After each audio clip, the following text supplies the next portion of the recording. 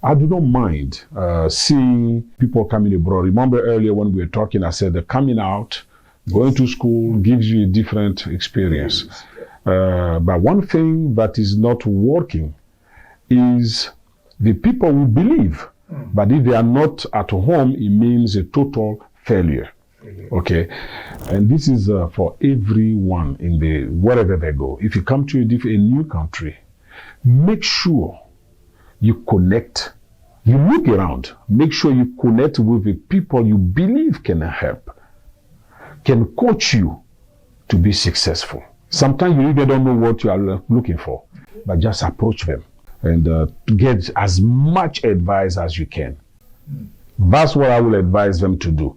And there is nothing, from what I've seen, I see people who actually didn't know they will be able to do 1 or 2 or 3 things because they put a barrier in their success. Come to someone, let them open that barrier for you. It doesn't have to be financial, but just one click of advice can change your life. This is what I keep saying, that the people in Africa, I've listened to them, I've watched them, talk on social media and all that. The way they see us, who are not home, is different. Of course. But you need to understand them as well, because earlier we talked about the government. A country where there is a peace, there is a justice, there is opportunity, there's no reason for people to flee. So if we talk about it today, listen, you and I came to study here, right? If we had the same education system, opportunity, we probably wouldn't come here. I wouldn't. Exactly. It's about time people have a dignity. Okay. Dignity meaning you may be small, you may be big. Okay. Be humble and speak your mind. Act your mind. Don't do what you feel will please 1 or 2 people or will give you a better position. Because if you are not yourself, you may be thinking you are successful, but you are not happy. So dignity is what we need in Africa.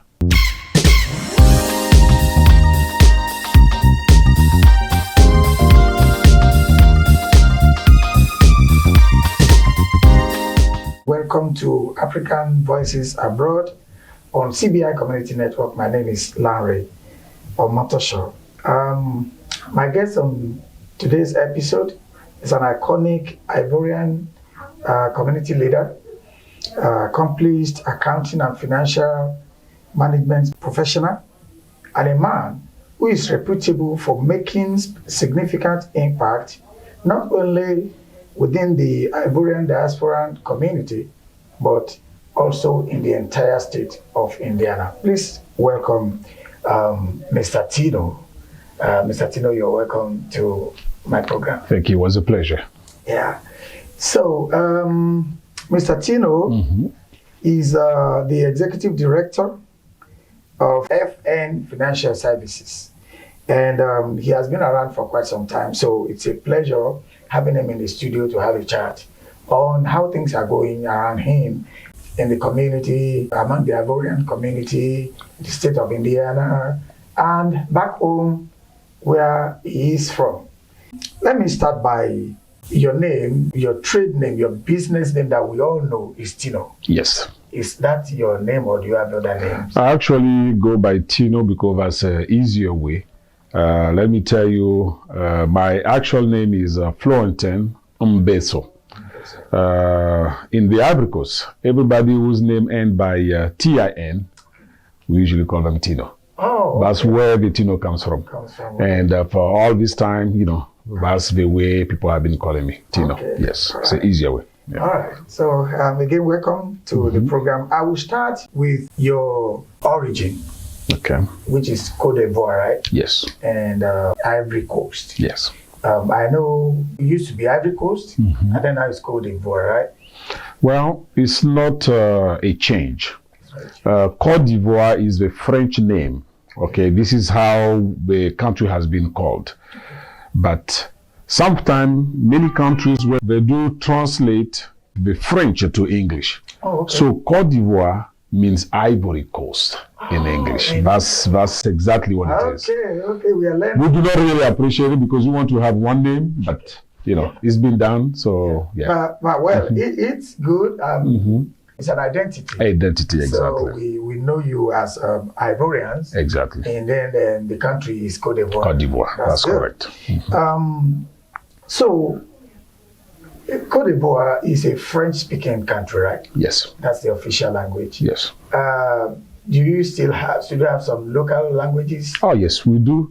Ivory Coast is one of the country in the West Africa that speaks about 66 kind of languages. Wow. 66. 66 different languages? Different languages. Wow. Apart from French. Oh, wow. Yes. So how many of them do you speak? I fluently speak my native language, because we have a different region. That's right. And mine is called Abe.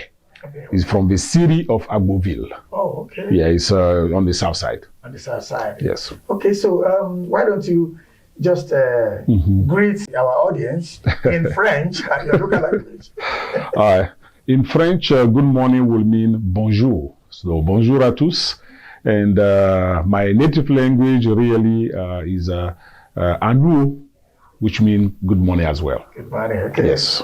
All right. So bonjour out there, and Anou. I get it? That's it. That's good. I'm learning. Okay. So now, I want to actually start this conversation. Okay. Talking about your journey in the United States. Okay. How did the story start? Well, it was very simple. Usually when you go to school, you get the advice from parents. They want you to improve yourself. I was basically in medical school when I was back home. Medical school? Medical school. First year, and I wanted a change. And my parents asked me if I wanted to come to the United States. And I'm the youngest in my family, actually. Oh, okay. So everybody got, their feet on the business side and working. So I came to study. And I did actually have a cousin who was working here. I mean, he was going to school. He was preparing his PhD when I was coming. Okay. So I wanted to come and get just a bachelor degree, probably a master, and go back. But when I came with him, his experience, he kind of gave me the courage to actually push myself even better. Better? Yes. So that's how I decided to, go all the way. I did my master's in Oakland City and my bachelor I did in IUPUI with the Kelly School of Business. Oh, okay. Yes. Wow, this is quite interesting. Yes. So your life story has been shaped by a mentor, right? Exactly. Wow. It's very important. Very important. Very, very important. Yes. Okay. We're going to talk more about that. But now you were into medicine. Yes. Back home. And then your parents want you to maybe advance yourself better. In that level. Yeah. And see, the impression back home is that no matter how successful you are in your business, in your trade, if you have not traveled abroad, you are not considered successful. Because I remember when I was young, my dad would pray for me, would ask me to kneel down, he would lay hands on me and say, you will go to America, you will go to London, yes, you will go to Germany, yes, and all that. I mean, do you think our lives have to be shaped by how far we travel abroad, especially in the Western world? I believe, you cannot be successful at home? Yes, you can be successful. The proof is most of my friends who stay back home, they are very, very, very successful. I've seen some of them who became, in the government. Some of them became a director of big companies. The only difference that I see in that matter coming abroad is a different experience. I'm actually saying I'm very happy I came. Because the mindset, it gives you a brighter experience. Okay, you can be successful. Success can be in different ways, but life experience is something else. Wow. So even though coming here, if I wasn't successful in my business, but what I learned, and when I go back and talk to my friend, it's a big difference. It's a big difference. And the people back home, they don't have to come and study here. All you need is travel.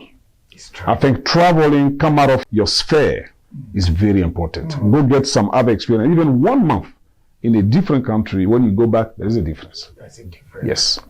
So now, you say, I believe you're learning out there. See, it's not all about just packing your bag and then going to stay forever abroad. Exactly. I mean, what you're saying really is that traveling is part of education, right? Yes, I believe so. That's a way of influencing your success. Exactly. Okay, yeah, exactly. That makes sense. Yeah. So now, I'm still talking about change now. So let's talk about your initial experiences when you first came. What are some of the barriers, obstacles, challenges? As a fresh immigrant, you're coming to a place where you know maybe your uncle, and that's all you know. How did this play? Well, I think anyone coming abroad, first thing has an open mind. That's very, very important. If you don't have an open mind, you have a fear, your obstacle will be even more and perhaps dangerous for how you move forward. The very first obstacle that I personally experienced, which is basically the one, the most important for French-speaking country, is the language. The language. The language, I speak French. I went to school. I did everything all the way in French only. Wow. We will learn English basically for a few hours in school, but nobody really did. Not nobody, but many people really didn't care about it. We just learned, but we cannot even make a sentence. So that was my first barrier. So when I came, I made it a goal to actually go to school just for English, learn before I start the main courses. So that was it. English like as a second language. Second language, exactly. So it makes your study even easier. Yes. So that's the first thing that I did. And the other obstacle that I could think of is to adapt to a new environment. Everywhere you go, purchasing stuff, looking at new people. America has a big advantage because you can see a diversity. Compared to some European country where you go and you only see basically one kind of community. Here is basically easier. You see people of your color. Sometimes you meet people that you already probably met before. So it kind of it balances out. Yeah. You know what? It's when I came here that I learned. I see myself as from my country, and when I see you. Before I talk to you, I actually think you are from my country. Exactly. You understand? We call each other brother. Yes. So, but when I came over here and I see that, even though we look alike, but we are from different countries. So, and here, the people that are from here actually see us as one. Exactly. So once they say, "Oh, are you from Africa?" Exactly. They don't want to know if you are from Togo, you are from Ivory Coast, you are from Nigeria or Ghana. Once they see you, they know you as African. Exactly. And that is the beauty of it. That's it, exactly. Okay, it makes a big difference. That's good. Yeah. That's good. So, you have answered my next question, which is adaptation, adjustment, and then changes, of relocation. You have addressed that. So I want to talk about your career in accounting and financial management. You have said that you didn't mean to study that, back home. No. You are going to go into. Do you have any regrets changing your career when you got here, or why did you have to go into a different career other than the one you are pursuing back home? I know this is a very tricky subject when I talk about it, but one thing that I've noticed is, for me, it looks like what I was meant to do. Because starting medical school, yes, I was excited. When I came here, first year, I had to call my parents and let them know, you know what, medicine is not me. I do not understand it. I feel like doing business. So that's how I switch. And when I switch, first of all, let me tell you, I've been here since 1995. I give you kind of a calendar to see how the change came from.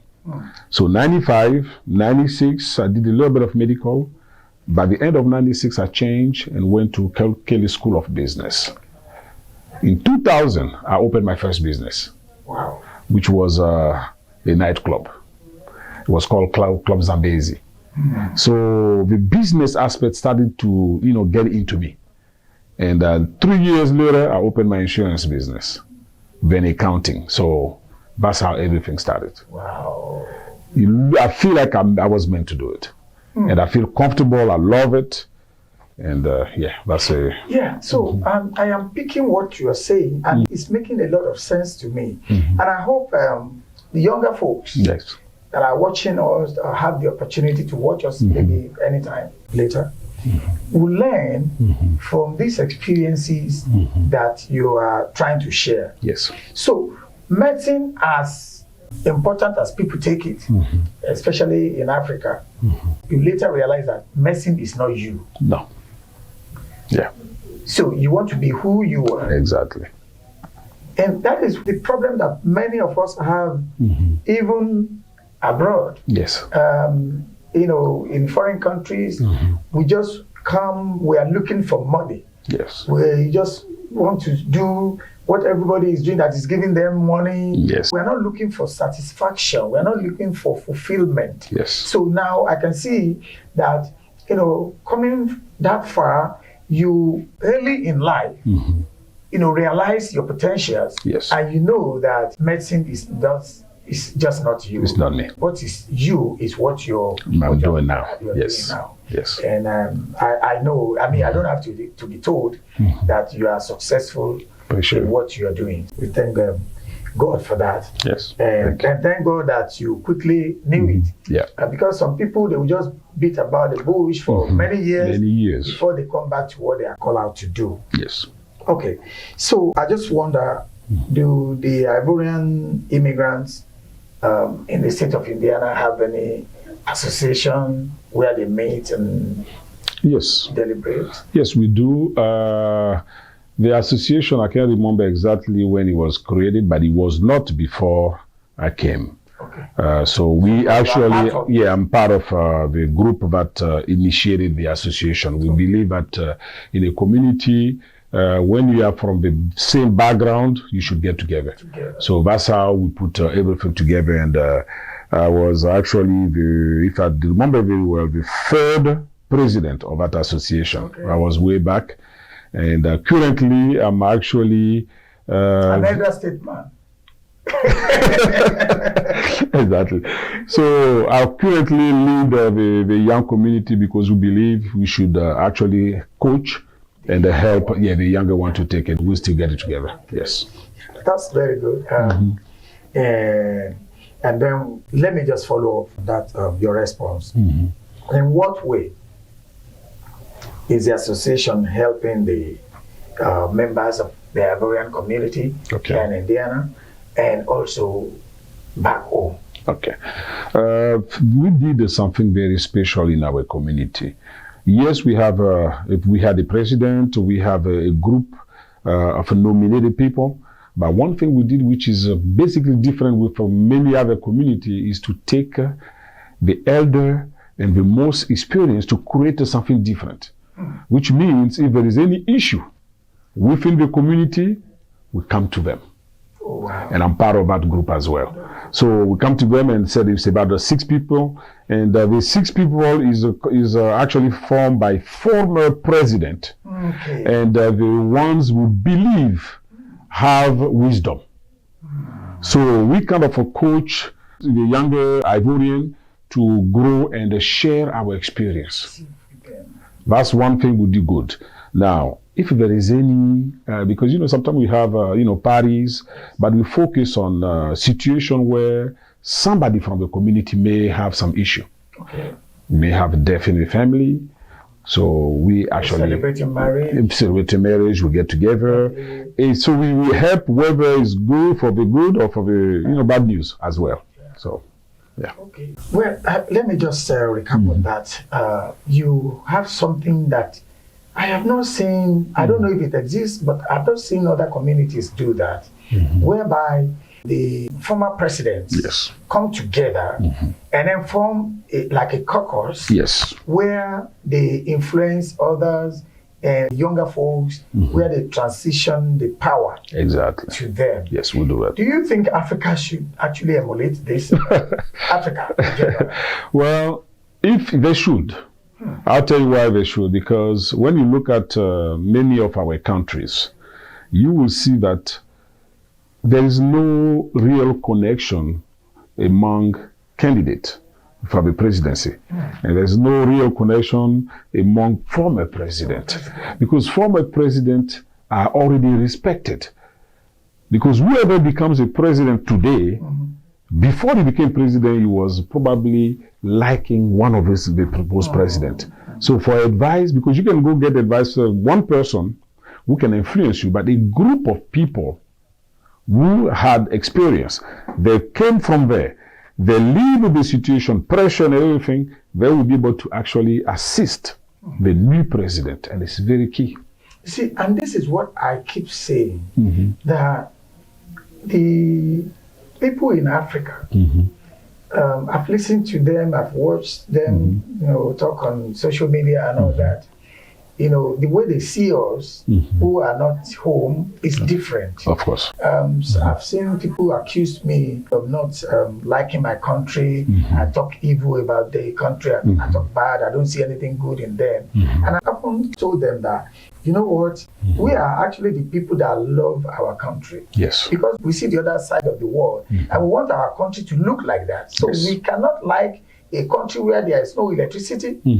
How can we like a country where there is no good road network? Yes. How can we appreciate a country where children will graduate from school and there is no job? No job. You understand? So we talk about all of these things because we want change. Yes. We want a better Africa, yes, that will be able to create a better future for the upcoming generation. Yes. So, and I think that the people back home, especially our politicians, should kind of learn from some of the experiences that we have over here.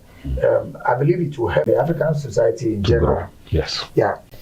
Well, thank you so much. We are still moving on. So, do you have any impacting program for the people in Cote d'Ivoire, like what you do collectively? You mean in America? Oh, yes, yes. Do you have any project that you do to impact home? Okay. Oh, to impact home? Yes. To impact. We do not have any program. We try a few things, but did not work, to be honest with you. But my biggest impact, and I'll tell you, is basically the advice that I give. Because yes, I'm a businessman, but I'm also a teacher because I did a few PhD classes. And I try to be involved not only in the Ivorian community, but the whole African community. Anybody who works in my office will come out a little bit different. Yes. Yeah, because I may have 75% where everything that I do brings money, but the other 25% is to focus, educate. And I'm very happy to see that many students that I've coached have very, very successful today. So that's my biggest impact. So if they are impacted, you impact one person, that one person can impact the whole village. That's the way it should be. Okay. All right. Yeah. Yeah, I mean, that's a good testimony. And I want to talk to you. When you came to the US, you are a bachelor, right? No, not yet. I came a really freshman. Oh, okay. Yes, because right after high school diploma, that's when we moved into the medical school. Okay. So I did 1 year. Okay. So when I came here in America, I have to start freshman in college. In college. Okay. So the bachelor, I did my bachelor here. Okay. So when you came as single, you are not married? Oh, yeah, I was single. Okay. Yeah. Okay. So now let's talk about family now. I want to talk about keeping family and raising children. Okay. How do you see raising kids in America versus back home? Well, I think it's a little bit, each situation is different. Many people live different situation. My personal experience in my community, I've noticed that the children, when they are born here, you raise them. Yes, you may raise them on our style of raising children in Africa and the American style. You have to choose or balance. And I prefer the balancing. Okay. I do not believe that one system is better than the other one. Because when you take a system, you have to take it with the environment. You educate any child in Africa with the African environment, you see how the other people, the children are being educated, they may follow. But if you take the African style, typically African style, and you want to educate them in America, those children go and they compare how the other friends are being educated, they feel like there is a break. Because there is an influence from school, from what they play games, and among the friends. So you have to be careful. And I prefer, I always do the balancing. Yes. Because we have our values, Americans have their style. So you have to come up with a system that will accommodate for both styles. Okay, so I know you are saying it because now you have accumulated experience. Yes. And then you can now coach and teach. Yes. And train the younger ones. But how was this when you were going through raising kids? What are the challenges? I will tell you, I'm blessed. Okay, I'm blessed. I have 4 children, 3 boys and 1 girl. Honestly, I did not have any serious challenge. But there is one thing that I noticed, okay? In any family, including when I said my own, meaning my parents and his children, and friends, I have noticed that once you have at least 3, 4, 5, or 6 children, I don't want to blame God, but for some reason you have one child that will give you a little bit of a challenge. But one thing that I understood is it's normal. It's a way to test your patience and see how you can, because if everything is beautiful, you have 6 children, they all go to school normally, they all got good grades. It's very rare to see. You have one challenge. And I do have my own challenge. It does not bother me. It actually gives me time to spend more on that child to see, hey, the other 3 are kind of doing better. Let's focus on him, but not with aggression. Just go slowly. Yeah, because when you understand that it's part of life, you can easily manage it. But if you believe that boy or that girl is from another planet, then you are having a problem. Yes, that's it. And for me, yes, I did have some challenge, and I'm going through the challenge, and I'm happy with the challenge, and I know he will be who God decided for him to be. Yes. And every challenge comes with a solution. Yes. And I do know that as long as we are focused on that challenge, there will be a solution. Exactly. Everything will come back to normal. Yes. All right. So, we have done so well about you and your relationship in the community and the impact that you have made. And I want to talk a little bit about current political, socio-economic situation in Côte d'Ivoire. Okay. Do you think the current government is on the right path? I do not think so. I'll be straight, and I believe it's probably 95% of Ivorian. But you know, when you are in power, sometimes you can talk. You can say much. So if you do any studies, you will see that things are not going the way we want. It does not mean that people are not working. Okay, the current government is working. But you know, you have to balance working for the country and the social life of everyone. Nobody should be left out. I will tell you one thing very serious. I'm not the kind of person who would give a lot of judgment. I'm a guy of action. That's right. Okay. I believe that if you want to change, don't wait for other people to change. You change yourself and you go for it. And I'm doing my part already. But the current, I'll give you an example, but you probably already know, in Ivory Coast right now, we are going to an election in October 2025. And right now, there is only one candidate. Only one? Only one. But I tell you, one accepted candidate. Okay. And that's the man on power. Okay? And the other ones, the main opposition all, I can say 1, 2, 3, all 4 have been suspended. Wow. Have It's been funny. suspended. They don't fulfill this kind of requirement to be a candidate, including former president. Yes. Oh So when you look at things like they may have some truth on what they are saying, but for somebody who doesn't know, I mean, like you didn't know. When you look at it this way, does it make sense for a president, an actual president, go to an election, sitting president go to an election by himself? Every major opposition has been kicked out. Wow. Yeah, it's bad. Yeah, it's bad. Africa. This is, you see, and some people will say, oh, don't say these things on social media because the world is seeing it. If the world is seeing it, why can't we change it? Yeah, exactly. If the world is seeing it and we think it's bad, why do we do it? Why are we doing it? Yes. You see, and that is what I think that thing cuts across Africa. Yes.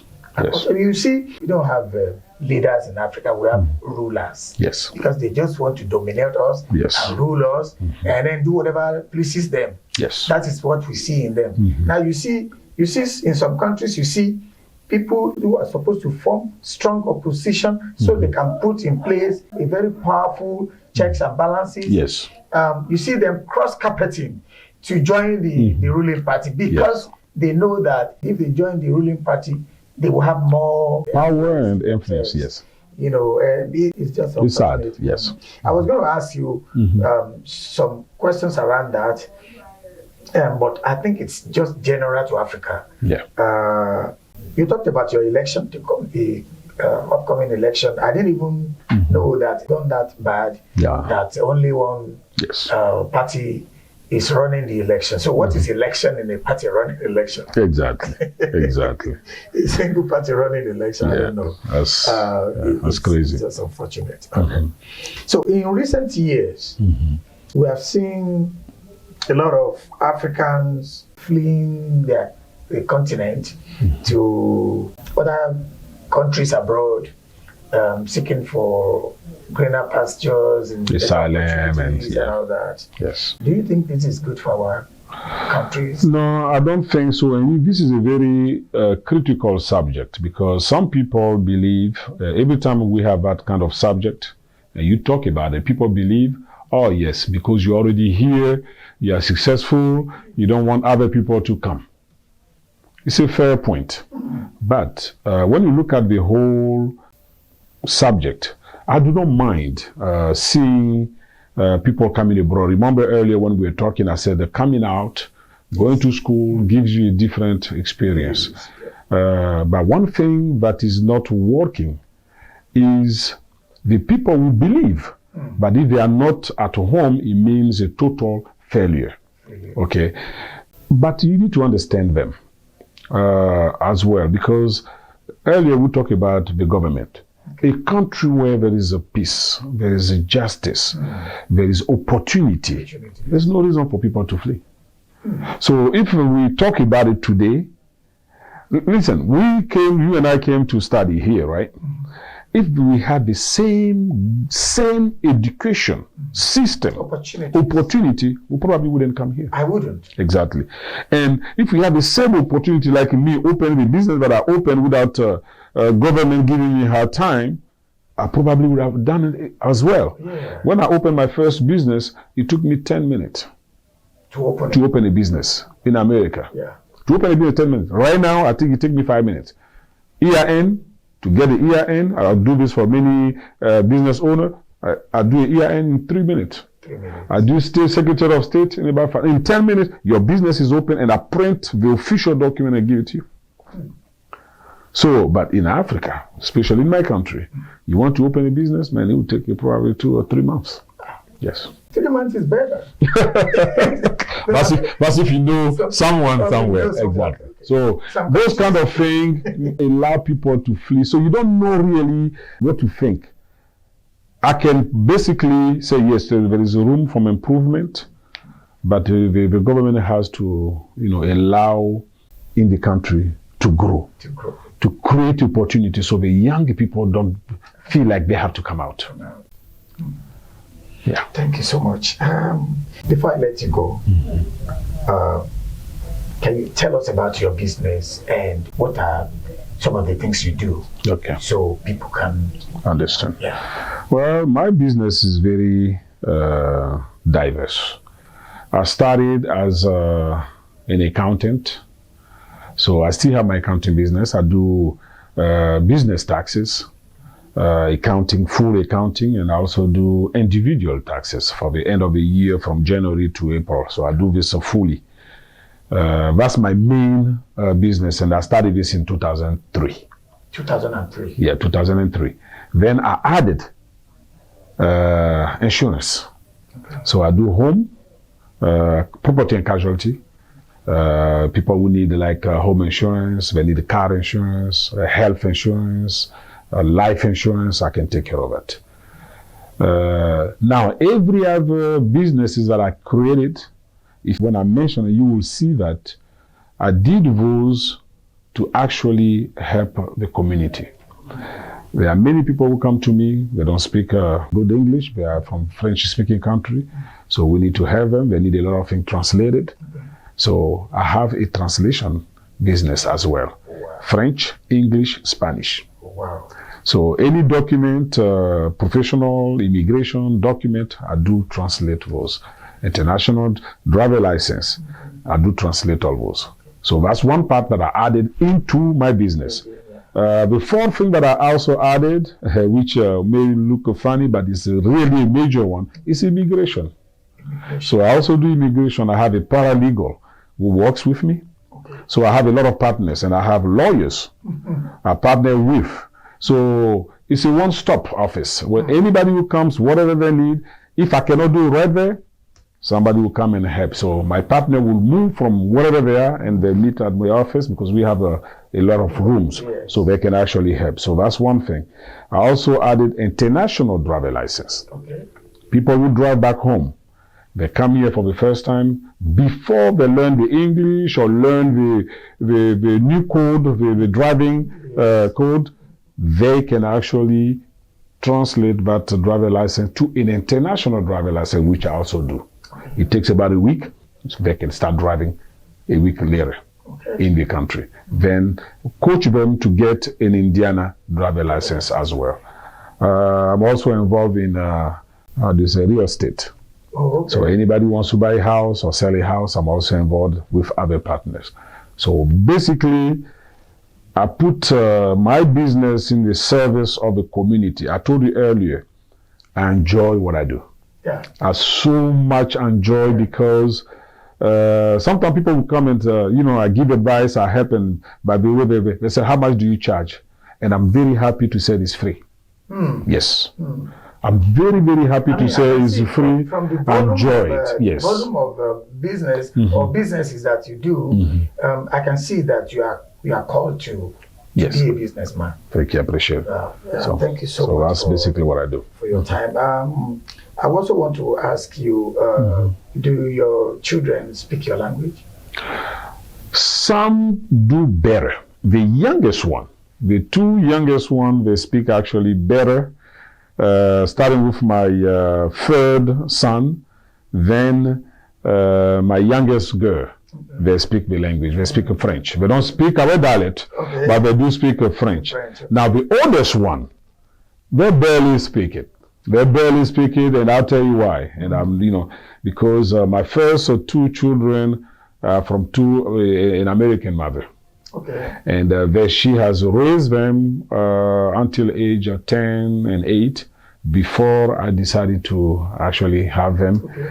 So they did not start fresh with the French language. Okay. So they kind of struggled a little bit. But the other two, they live since they were born. So. Okay. Before you go, how would you advise the Ivorians in the diaspora and the Ivorians back home? Ivorian here, I will say one thing. And this is for everyone wherever they go. If you come to a new country, make sure you connect. You look around. Make sure you connect with the people you believe can help, can coach you to be successful. Sometimes you even don't know what you are looking for, but just approach them and get as much advice as you can. That's what I will advise them to do. And if there is nothing, from what I've seen, I see people who actually didn't know they will be able to do 1 or 2 or 3 things because they put a barrier in their success. Come to someone, let them open that barrier for you. It doesn't have to be financial, but just one click of advice can change your life. Now, back home, I would say it's about time people have a dignity. Okay, dignity meaning you may be small, you may be big. Okay, be humble and speak your mind. Act your mind. Don't do what you feel will please 1 or 2 people or will give you a better position, because if you are not yourself, you may be thinking you are successful, but you are not happy. So dignity is what we need in Africa. Okay. Yes. Dignity. Yes. Both leadership and the followership. The follower. It's, you know, sometimes we talk about leaders, but trust me, a leader cannot do anything. He cannot even speak if he doesn't have any audience. He has to, yes, he starts with the leader. If you have a leader, the leader can influence the followers. But if the followers have a bad mind, if they do not, they are not focused, they don't have dignity, they are not humble, they don't have any respect, guess what? They even throw the leader because he's trying to be right. That's right. Yeah, so it has to be a whole step. When I was going to school, there is a class that we're taking called moral. I don't know if that class exists, but sometime I think we need to bring those back, and maybe, you know, people will go to religion and stuff, but it has to be moral. Yeah. Yeah. Well, thank you so much. It's been a pleasure having you on African Voices Abroad. Okay. It's been a wonderful time with you. Thank you. I appreciate it. For coming. I really appreciate your time. Thank you. Viewers, it's been a wonderful time talking to a prominent Ivorian American, Mr. Tino, that's what I call him. Yeah. Who is a community leader, is an impactful, successful businessman, and an influencer in the community of the Ivorians in the state of Indiana in general. So please, this is where I'll be calling it a day on the program. This is CBI Community Network. Until I bring you yet another important guest, dignitary in the state of Indiana and among the African community. Please stay blessed. My name is Lanre Omotoso. Thank you for watching.